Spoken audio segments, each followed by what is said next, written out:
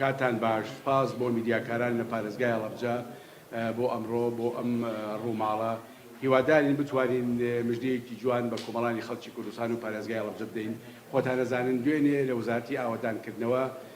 پرۆژەی پردی تۆقوت با بڵین پردی سازان جادەی تۆقوت کەوتە بواری جێبەجێکردنەوە. سەرەتا جێی خۆیەتی لە ناخی دڵمانەوە وەکو پارێزگای هەڵەبجە وەکو کەسوکاری شەیدانی کیمیابارانی سەربەرز وەکو کۆمەڵانی خەڵکی ئەم پارێزگایە لە هەڵەبجە و شارەزور و هەورامان سوپاسی جەنابی سەرۆکی حکوومەتی هەرێم جەنابی جێگری سەرۆکی حکوومەتی هەرێم کاکوبات و جەنابی وەزیری ئاوەدانکردنەوە و دکتۆر ئامانج ڕەحیم لە ئەنجومەنی وەزیران بکەین وەجێی خۆیەتی سوپاسی بەڕێوەیەتی گشتی ڕێگاوبانی سلێمانی بکەین کە ئەزانین 2 ساڵە بەڕێز سەرۆکی حکوومەت و جەنابی کاکوبات و وەزیری ئاوەدانکردنەوە کاکدانا و کاک ئامانج و بەڕێوەبرایەتی گشتی ڕێگاوبانی سلێمانی شانبەشانی مؤسسەکانی معنی بەم کارە لە خزمەتی ئەم پرۆسەیە بوون کە پرۆسەی تەندەرینە و پرۆسەی خاتنەبواری جێبەجێکردنی پردی تۆقوتە جادەی تۆقوتە و پردی سازانە. سواز بۆ حکوومەتی هەرێمی کوردستان سواز بۆ ئەنجومەنی وەزیران سواز بۆ هەموو ئەوانەی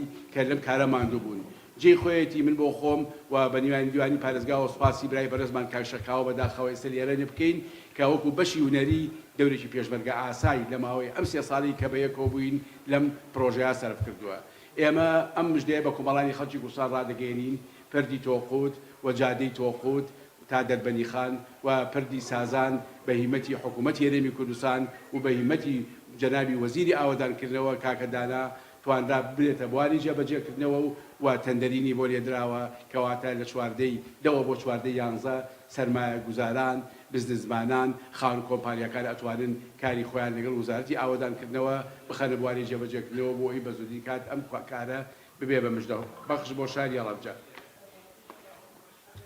ئێمە پێمان وایە ئەم جادەیە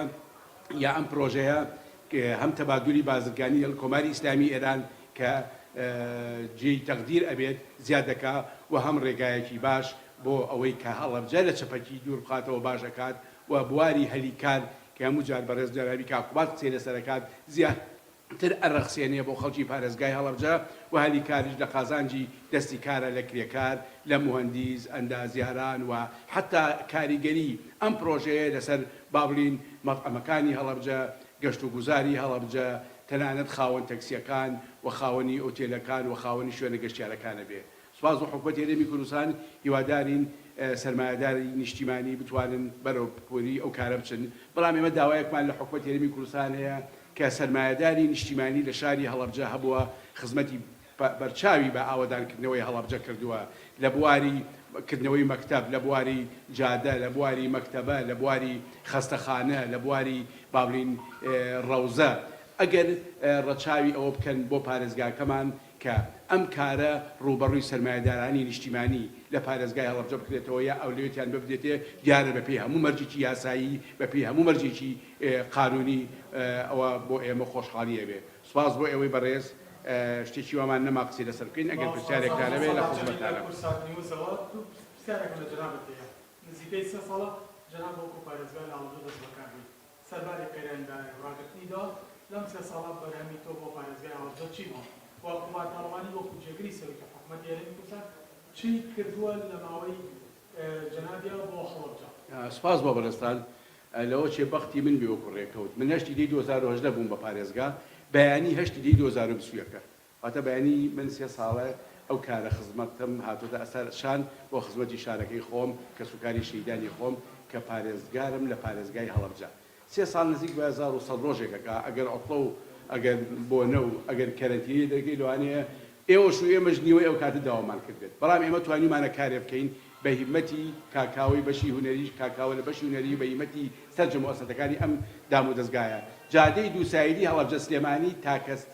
جادەیەکە لە هەموو هەرێم دووساییدە. ئەمە یەک. پردی تۆقوت و پردی سازان خەونی گەورەمان بووە. سوپاس بۆ خوا و سوپاس بۆ خوا و سوپاس بۆ حکوومەتی هەرێمی کوردستان سوپاس بۆ سەرۆکی حکوومەت سوپاس بۆ جێگیری سەرۆکی حکوومەت سوپاس بۆ وەزیری ئاوەدانکردنەوە سوپاس بۆ ئەوانەی کە لەم کارە مانوو بوون ئەوە هاتە بواری جێبەجێکردنەوە و تەندەرینی بۆ لێدێ. ئەمانە پرۆژەی استراتیژی گەورەن کە مژدەبەخشن کە ئەم پارێزگایە سیمای پارێزگابوون لە ڕووی ئابووری و لە ڕووی اقتصادی بەدەستەوە لە ڕووی اقتصادی بەدەست بێنێ. هیواداری پرۆژەی استراتیژی کەشی بە شوێ نابێت ئێمە کا من یەکەم ڕۆژ کە بەدەست بەکار بووم هەشتیدا چوومە دەسەر گۆڕی شەیدانی هەڵەبجە فاتیحەم خوێندووە اینجا هاتووم ئیمزایی با بڵێن مباشەرەکەم کردووە و تومە ئیسە بە ڕسووری هاتووم هیوادارم هەشتی دەی 2019 ئەڕۆم 20 ئەڕۆم 21 ئەڕۆم 22 ڕۆم ڕوم بێمە سەر گۆڕی شەیدان فاتیحەیەک کەم خوێنم ئیشەڵا بە هیمەتی ئێوە و فاتیحەی خوێنین هەومان بە ڕسووری و سەربەرزی جێ خزمەتوانە بێت من بە بەڕێز بڵێم سەرۆکی حکوومەت جەنابی کاک مەسوور جێگری سەرۆکی حکوومەت بە بەردەوام دکتۆر ئامانجی داناوە سەردانی هەڵەبجە بکە دکتۆر ئامانجی داناوە لە دەرەوەی ئێمە بێ بۆ هەڵەبجە و بەڕوادی گشتی ڕێگەوبانی سلێمانی داناوە لە دەرەوەی ئێمەش بێن بۆی متابعەی ڕێگەی سازان بکەن ڕێگەی تۆقوت بکەن و جەدوای اقتصادی ئەم ڕێگەیە و جەدوای کۆمەڵایەتی ئەم ڕێگەیە فاس بەڕاستی جێگری سەرۆکی حکوومەت کاکوبات با بڵێن جێدەسی وەکو مانگی لە شەوی تاریکا دیارە بۆ ئێمە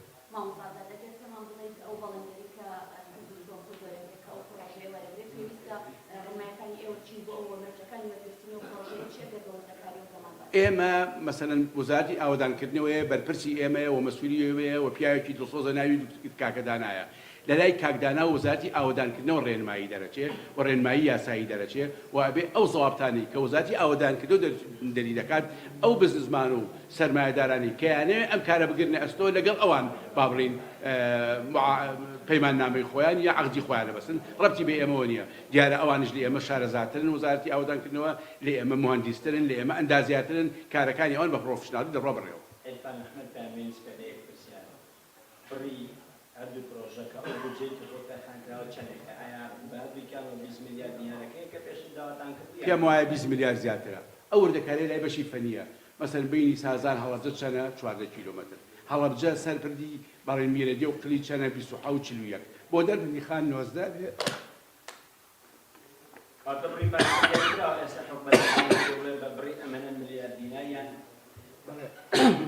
ڕێکەی دیاری کراوە و بڕەکەشی لەگەڵ بزنسمانان قسەی لەسەرەکرێت ڕەبتی بە ئێمە نییە